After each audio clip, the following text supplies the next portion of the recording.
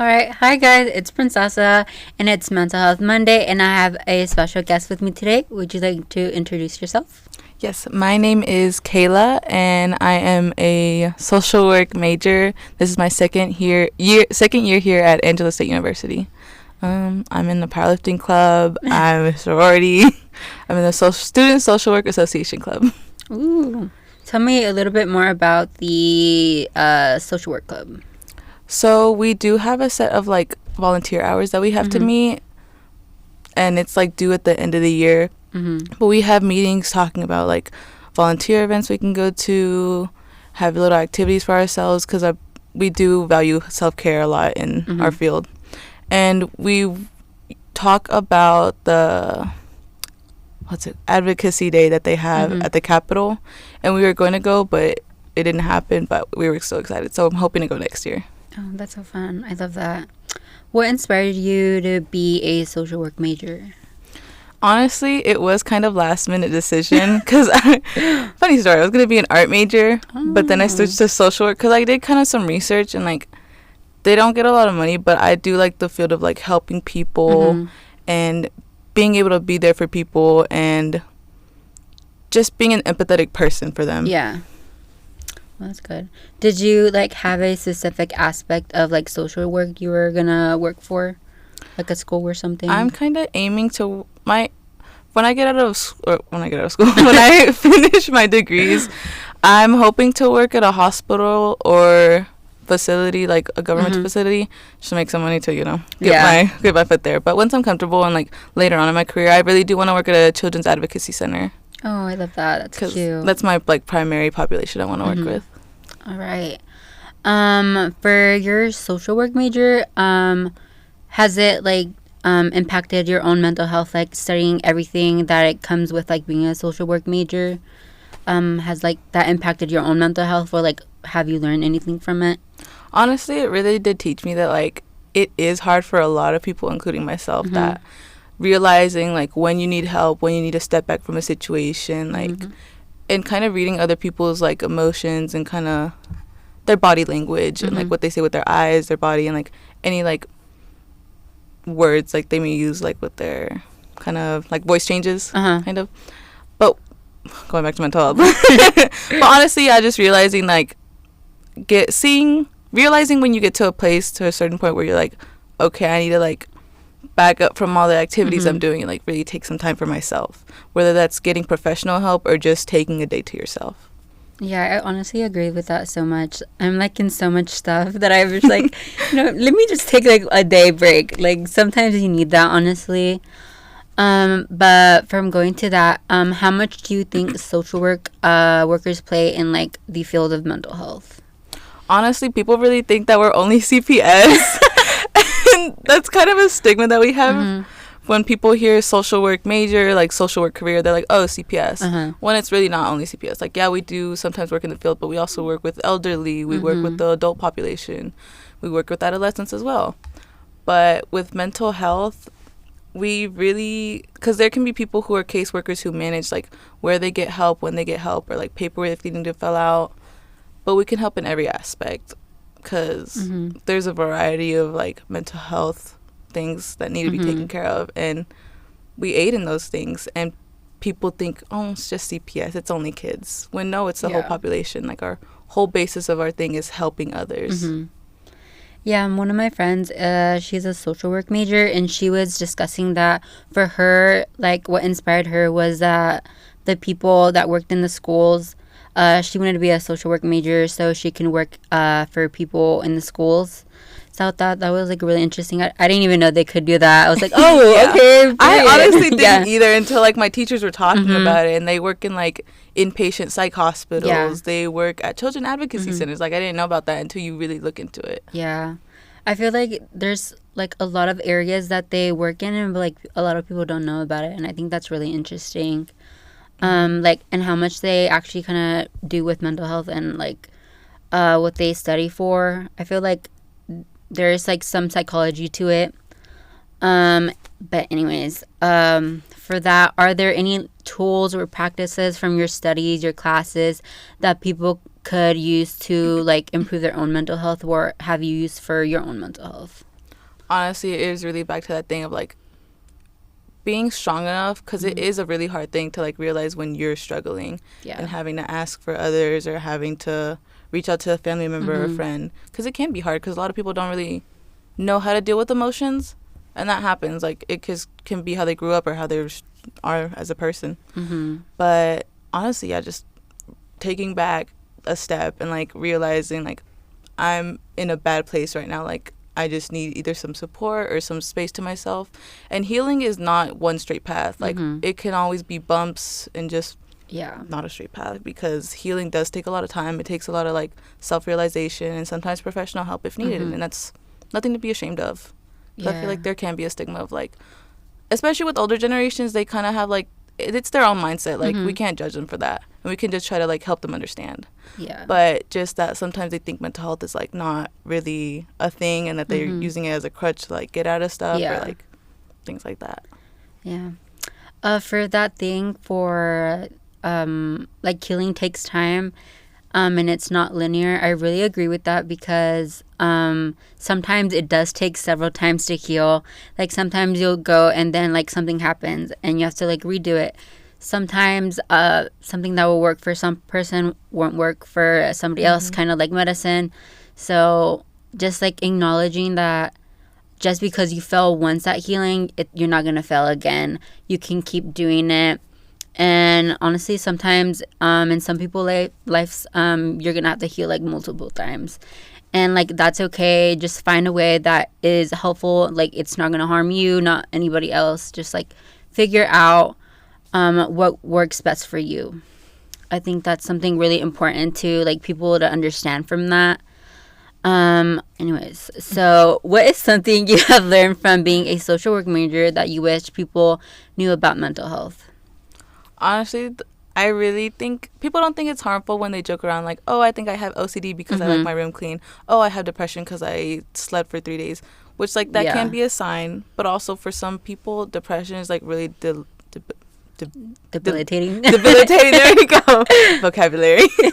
But it can be very debilitating. Like it can be to where they don't brush their hair, and sometimes they get mats, and sometimes with hairstylists they don't want to deal with that, so they just cut the hair out. And these people have to worry about their image now because they were in such a bad place that they couldn't even fathom getting up.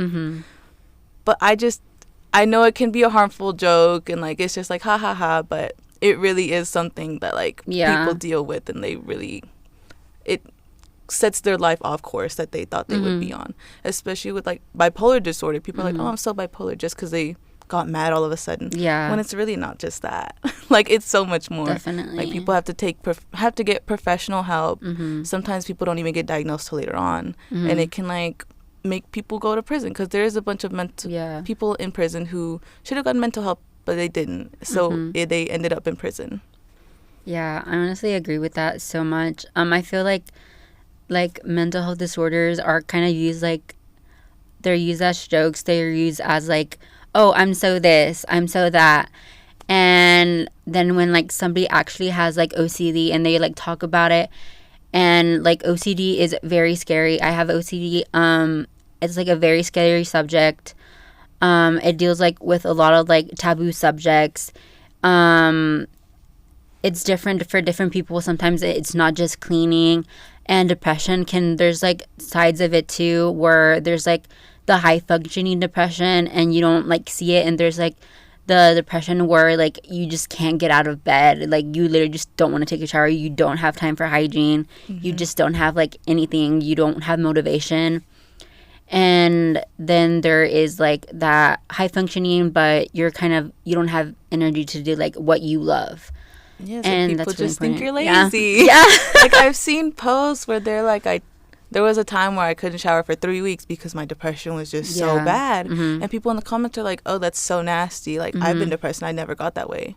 When it's not the same for everyone. Like you're just kind of pushing down what they're feeling and what they went through, and being like, oh no, depression looks like this, when it can come with a variety.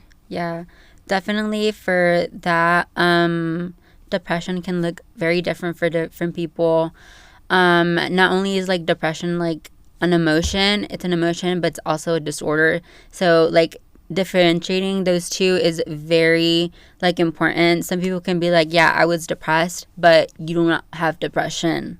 Like you don't have like diagnosed, you don't take medicine for it. That's something that I feel like people will have to understand. You can be depressed, and because that's an emotion, but you don't have depression, and you can't, just because you were depressed doesn't make you the same as someone who has depression, because their condition can be like way worse. And like saying, yeah, I didn't do that when I was depressed, like I feel like that's very like not validating, and you can like feel just like really like not good about yourself because someone said that's not what it looks like, you know. Yeah, I think that's like really annoying to see like people say, well, for me, well, it doesn't look like this, so you're bad, you did this, and you're this way because blah blah blah. So I think that's something like people really have to understand, that it looks different, and there's like the emotion, and then there's like the actual like disorder, and people need to understand that. So what is something you have learned from being... Oh, no, I already said that. Okay. Can you explain how social work training prepares you to handle mental health crises? Not only like your own, but like with people.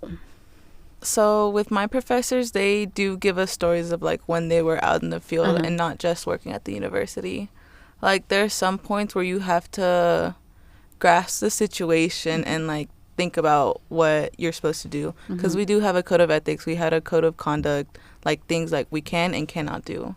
Like an obvious one you would think is like don't sleep with a patient, but for us we can't sleep with them while they're a patient or after they're a patient. Like people need to keep that in mind. But with handling crisis situations, it's really, they put us into a field placement where we can handle a variety of situations. Like there's one that I really want, which is the family shelter, and that can be of instance of like someone showing up to the shelter. It can be male or female. Violence happens like from any gender, but like that could be an instance of like where I learned to like grasp skills to handle those situations. And I love that they have us go into the field and not just wait for like a higher education to do that. Like straight from the bachelor's, we get an experience of what could happen. And I think it's honestly very needed, because it can make or break if you want to go into that field. And it's better to know before you finish your degree and you're thrown out and you're like, what am I doing here? Like, this is too much. Yeah. Well, I like that at least you can have like that some experience. So have you like had actual like in-field experience, so like working at the shelter or like having like your own case, like mock case even? Not yet. I go into field next semester in the fall. So I'm excited for that. Haven't learned placement, but I'm excited. Do you have like an internship? Is it like, or is it you're just like practicing? It's an internship where you get placed at one place, and it's basically like you have this time to this time to be there.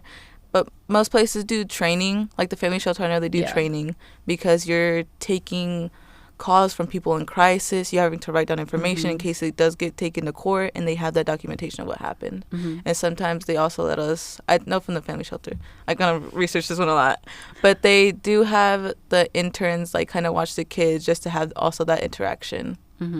But they do train you a lot, and they like have supervisors to watch over you, just so like you're in there doing the job, but you're not like off the handles not knowing what you're doing. How you were mentioning that there's like challenges, like seeing that you have to be like kind of in like the hot pressure situation. For that, what is like some emotional challenges that would come with pursuing a career in social work, and have like your professors have told you like how would you handle your own mental health for if you are end up being that career, because you do have to help yourself still so you can help other people? So sorry, what was the first part of the question? Have your like professors have like told you anything? And like the challenges they've talked about, how like you kind of have to like hold your face, because like if someone tells you something crazy happened, you can't just like have a face surprise. Like you have to stay neutral, and that honestly is a struggle for me, because I have a very expressive face. But that is a challenge for me. But I know other challenges, like if you're very like over emotional and too empathetic and you get too attached, you'll get attached to too many cases. Like with CPS, you see a lot of instances of like child abuse, like child sexual assault, stuff like that.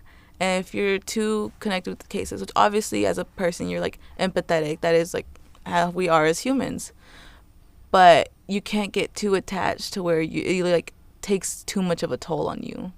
You have to know like how to separate yourself, but also like be empathetic. Yeah. I honestly think a challenge is like trying to control your emotions. If like you're not good at that, I don't know if the field will be best for you unless you go in like a management position. Yeah, like detaching yourself from your cases you're working on, while also like having the like self-care. They do emphasize self-care a lot, because they don't want us to like burn out, because this field is known for a lot of burnout. Because I know especially with CPS, they're like very overcrowded with children. Sometimes they have to take them to hotels and watch them. Dang. And it's a toll on the child and the worker. And I just I know this field can like have a lot of burnout, because it's I'm trying to think of the word they use. It's kind of where you're just taking off everyone else's like emotions and all their turmoil, that it just, I think it's like empathetic burnout kind of. And that is a big thing in our field as well. Yeah. But you just have to know when to like take vacation days or take a step back and be like, no, like have a plan set for your clients if you do need time off, because it's important that you don't kind of break yourself just to take care of others, because that is your field, that is your job, like that's what we're here for. But you can't do it if you yourself like are not in the right place. I really appreciate that, like actually them telling you, hey, you have to take care of yourself. If you can't take care of yourself, you can't take care of somebody else. Like you're kind of not doing your own job for you. And I really love that, because they're not just like throwing you out in there and you're just like expecting you to like handle it, everything that you're going through.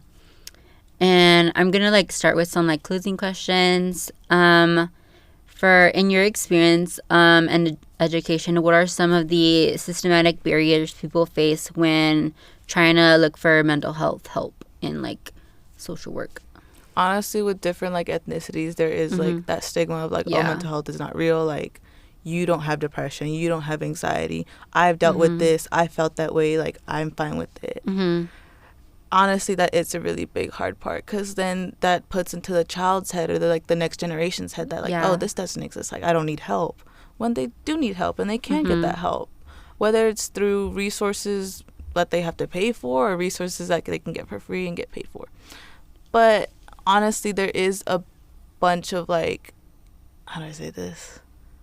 With different races, there's not enough resources for them. Like in lower classes and lower economic statuses, like it's hard for them to like pay for their insurance, pay for housing, pay for food, but also get this mental health help. For example, with CPS, people think they're just there to take away their kids, but from what I've heard and what I've read, that they want to help reunite the families. That's their main priority. And that can't be done without resources, either from the government or from nonprofit organizations. Like, I know there's a Rainbow Room here in San Angelo, and they do provide like CPS workers who have kids they just took on that they need clothes, or they need food, they need shoes, or a backpack for school, and they also help families with that.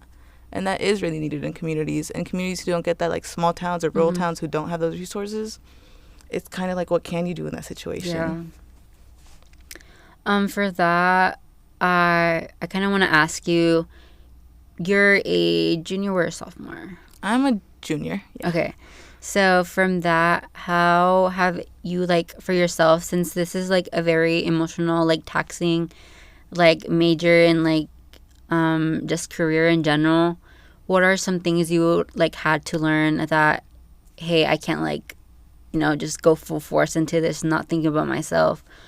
What would you give like advice wise to people going into social work and further mental health? Honestly, like I used to be a very like over emotional person. Like people will see my emotions, but now I've kind of like had to mature and I don't want to say this, because I used to like cry at every single little thing, because I was way too empathetic, and like that's a good thing to be empathetic, to like care for others and get where they're like listening to them, like listening to both sides, but you just have to kind of build up a wall of like controlling your emotions. And I would say Googling how to do this, but Yeah. I kind of just had to build it up. Like, even with some of the videos, I'm like, I can't cry. Yeah. Because I'm going to be handling this every day. Mm-hmm. But also, it's important to, like, remember we're all humans. Like, Yeah. at some point, it can get to us. Yeah. And if that does happen, like, just finish your meeting with your patient and then, like, kind of take a step back for yourself. Mm-hmm. Because people think that you just have to be, like, this, like, hard wall person and, like, straight faced all the time. But we are humans. Like, we have emotions. Mm-hmm. It'll happen. You just have to pick yourself back up. Yeah, I agree with that. We are all humans, so at the end of the day, like, once you're done, you can have that emotion, but just don't do it every day, because at the end, it is going to be very emotionally taxing. And I really think that for that, you just have to be like, it's going to take time. And by that, I feel like maybe, like, go to a therapist. Like, when you start doing that, go to, like, counseling services, because, like, just, like, looking at cases, I feel that it's, like, it's, like, a lot. Emotionally taxing. Yeah. Very. But, like, having your own therapist would definitely help a lot. 'Cause, Yeah. like, even therapists have their own therapists. Like, someone always needs someone to talk to. Yeah. Either professional or just, like, someone you're close to, like a friend. Yes, for sure. Like, even if you, like, can't afford a therapist, like, have a friend that you are willing to talk to about your mental health and that understands you and that you would be very open to talking to, because you can't just keep it in, because when you keep it in, it builds up, and then you have, like, that burnout, the quote unquote crash out. And it's a lot, especially if you continually do that and you never, like, seek help for yourself. But anyways, do you have, like, any final words about mental health, social work, both of them? Anything you would like to shout out even?